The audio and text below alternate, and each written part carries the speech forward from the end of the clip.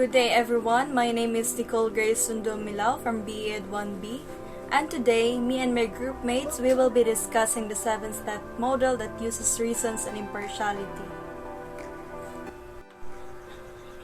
Before we go to the 7-step model, let us define first what is reason. So reason is the power of the mind to think, understand, and form judgments by the process of logic. It is an innate and inclusive for human ability, and a cause, explanation, or justification for an action or event.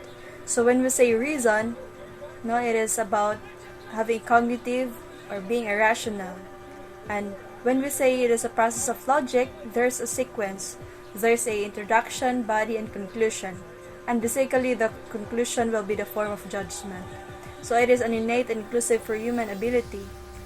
For we know that it is only us who can think rationally. Unlike to other animals, yes, they have brains, but they cannot think on how people think. So next, let us define what is impartiality. Impartiality, also called even-handedness or fair-mindedness. It is a principle of justice holding that decisions should be based on objective criteria, rather than on the basis of biases, prejudice, or preferring the benefit to one person over another for improper reasons. So when we say impartiality, when we act or when we make a decision, it should always be based on the objective criteria. There's no room for prejudice, favoritism, or biases.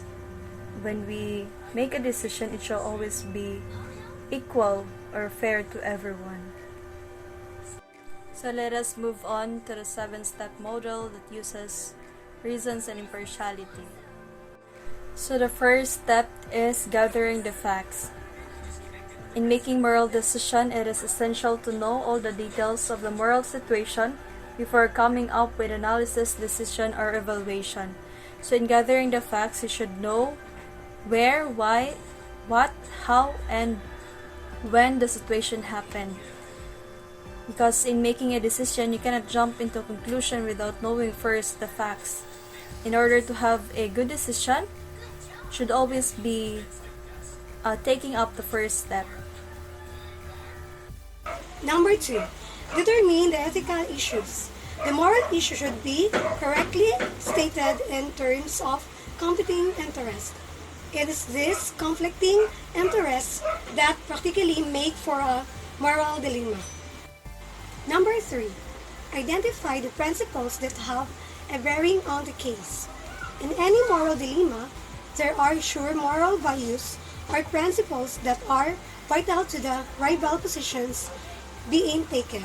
Number 4, list the alternatives. Did you know the more alternatives that are listed, the better chance that your list will include some high-quality ones.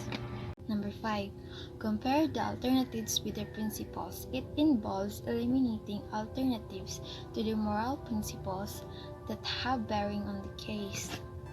The consequences. If the principle do not produce a clear decision, then a consideration of the consequences of the remaining available alternatives is in order. Make a decision. It must be realized that one common element to moral dilemmas is that there are no easy and painless solutions to them.